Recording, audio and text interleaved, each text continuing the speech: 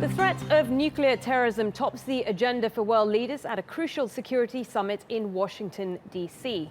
Delegates from more than 50 countries are attending the event. The recent attacks in Brussels have fueled concern that Daesh could eventually target nuclear plants and develop radioactive dirty bombs. But a boycott of the meeting by Russian President Vladimir Putin raises doubts that it will yield major results. Relations between Moscow and Washington have been strained, and the US recently announced plans to deploy more troops to Eastern Europe. Let's get more on this from Daria Bondarchuk. She joins me from Moscow. Daria, why has the Russian president boycotted this event?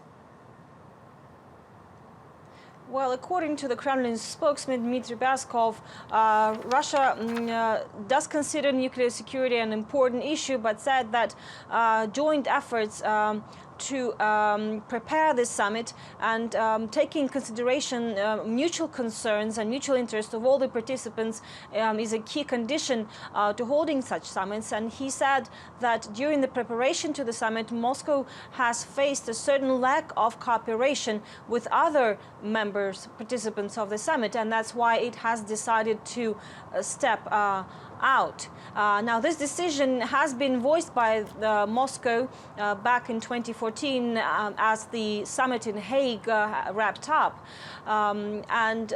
Russian Foreign Ministry also made a statement in February this year saying that Russia will not be participating, and explaining that while all the points on the agenda are important, nuclear safety and physical safety of nuclear materials, but the Foreign Ministry spokesman Maria Zakharova said that the political agenda of such summits have exhausted to some extent, and that all these questions should be discussed within the existing mechanism of international bodies and organizations such as the UN's IAEA. Now, we've heard from the Pentagon that they intend to deploy more troops and vehicles along the eastern borders to deter Russian aggression, which would amount to be the first time we've seen this kind of deployment since the Cold War. What kind of reaction has there been from Russia to this? Well, of course, Moscow has been very concerned by the plans of NATO to expand, and Russian representative to NATO, Alexander Grushko, told media just recently that Russia will not just passively watch this. It's not an observer. It will take, he said, it will make it will come up with an asymmetrical response to this, he said.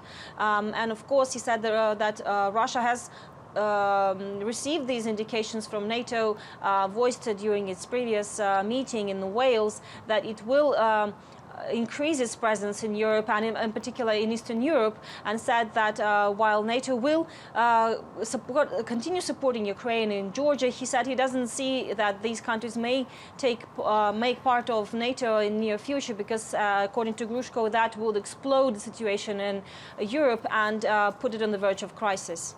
Okay, Daria, many thanks for that.